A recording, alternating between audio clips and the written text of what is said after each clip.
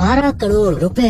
ये रकम उस टीम को दी जाएगी जो PSL 2024 का टाइटल अपने नाम करेगी। लेकिन ये प्राइज मनी PSL की किसी भी टीम के लिए कुछ खास अहमियत नहीं रखती, क्योंकि PSL के अंदर कुछ ऐसी टीम्स मौजूद हैं जिनकी खुद की वैल्यू 700 करोड़ से लेकर 2000 करोड़ तक की है। PSL का सिर्फ एक मैच करवाने के लिए 1.4 बिलियन यानी 1400 करोड़ तक का खर्चा आता है। दोस्तों, जो PSL टीवी स्क्रीन पे हमें दिखाया जाता है, असल में उसके पीछे की हकीकत कुछ और ही है। इसीलिए आज की इस वीडियो में हम समझेंगे कि PSL का बिजनेस मॉडल किस तरह काम करता है।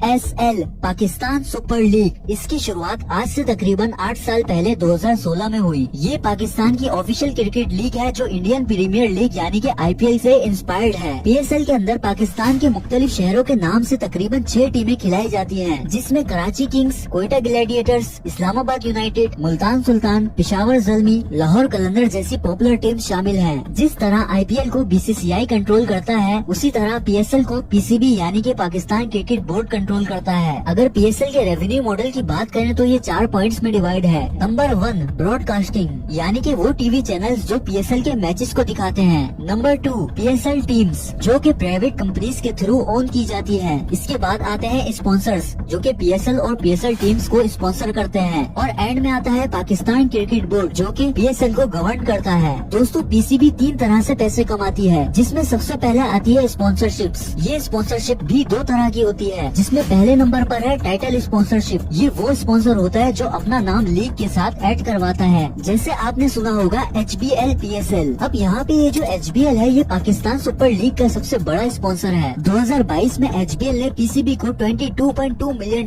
देकर PSL की टाइटल स्पॉन्सरशिप अपने नाम कर ली थी। इसका मतलब 2025 तक HBL ही PSL का सबसे बड़ा स्पॉन्सर रहेगा। इससे पहले की बात करें तो HBL ने 2016 से 2018 तक के लिए $5.2 मिलियन देकर ये स्पॉन्सरशिप खरीदी, और फिर 2019 से 2021 तक के लिए $14.5 मिलियन देकर ये स्पॉन्सरशिप अपने नाम की। बिजनेस मॉडल के मुताबिक इन सब पैसों में से PCB सिर्फ 5% अपने पास रखता है, बाकी 95% PSL की टीम्स को चला जाता है। दूसरे नंबर पे आते हैं ऑफिशियल स्पॉन्सर्स। ये वो स्पॉन्सर्स होते हैं जो कि मैच के इवेंट को स्पॉन्सर करते हैं। फॉर एग्जाम्पल, स्टेडियम में लगे हुए बिलबोर्ड्स, बाउंड्री वॉल्स, स्टेडियम में लगे बैनर्स, या इसके अलावा आपने नोट किया होगा कि जब भी कोई प्लेयर सिक्सर मारता है तो उस पे बोला जाता है टिकटॉक सुपर 6, तो यहाँ पे टिकटॉक स्पॉन्सर होता है। ये सब चीजें ऑफिशियल स्पॉन्सरशिप्स में आ जाती हैं। अगर कैलकुलेट किया जाए तो तकरीबन 300 करोड़ से ज्यादा का रेवेन्यू ऑफिशियल स्पॉन्सरशिप से आता है। इसके अलावा PCB ब्रॉडकास्टिंग राइट्स से पैसे कमाती है। वो टीवी चैनल्स जिन पे PSL मैचेस दिखाए जाते हैं, उनको ब्रॉडकास्टिंग राइट्स भेजे जाते हैं। अब यहाँ सवाल ये आता है कि ब्रॉडकास्टर्स खुद पैसे कैसे कमाते हैं। दोस्तों, PSL के मैच के दौरान जो आपको एड्स दिखाए जाते हैं, उन 10 सेकंड के एड्स की कीमत 15 लाख से भी ज्यादा होती है, जिन पे पूरा हक उन ब्रॉडकास्टर्स का होता है, और ये चैनल्स उन एड्स के जरिए अरबों रुपए कमाते हैं। दोस्तों, 2015 में जब PSL लॉन्च हुआ था तो 5 टीमों को ऑक्शन किया गया था। इन टीमों की कॉस्ट तकरीबन $93 मिलियन थी, जिसमें सबसे महंगी कराची किंग्स बिकी थी, almost $26 million.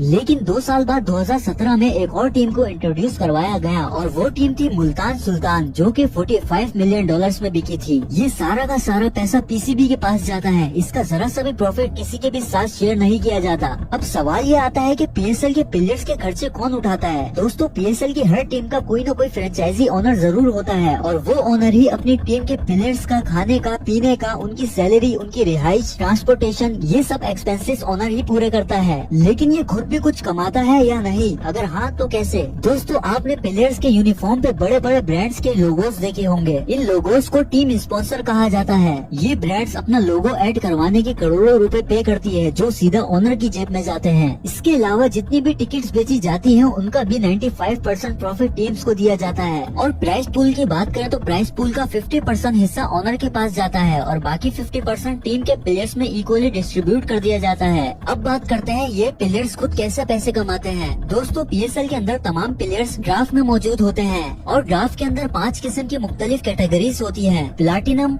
Diamond, gold, silver और इमर्जिंग। प्लाटिनम कैटेगरी सबसे टॉप पे होती है और इस कैटेगरी के प्लेयर सबसे महंगे बिकते हैं। प्लाटिनम कैटेगरी के प्लेयर्स की कीमत 3 से 4 करोड़ होती है, जिसमें बाबर आजम, शाहिन अफरीदी और नसीम शाह जैसे प्लेयर्स को खरीदा जाता है। इसके बाद आती है डायमंड कैटेगरी, जिसमें प्लेयर्स की कीमत 1.5 से 2 करोड़ होती है। ऐसे ही हर कैटेगरी के हिसाब से प्लेयर्स को खरीदा जाता है। दोस्तों, PSL की कोई भी टीम इस वजह से मोटिवेट नहीं होती कि उसको जीतने पे 12 करोड़ मिलेंगे, बल्कि वो PSL ट्रॉफी को अपने नाम इसलिए करना चाहती है कि उसकी ब्रांड वैल्यू मजीद इंक्रीज होगी। ब्रांड वैल्यू बढ़ेगी तो उस टीम को ज्यादा स्पॉन्सरशिप्स मिलेंगी। ज्यादा स्पॉन्सरशिप मतलब ज्यादा प्रॉफिट। इसलिए कोई भी टीम सिर्फ प्राइज मनी जीतने नहीं आती, बल्कि वो अपनी ब्रांड वैल्यू डेवलप करने आती है।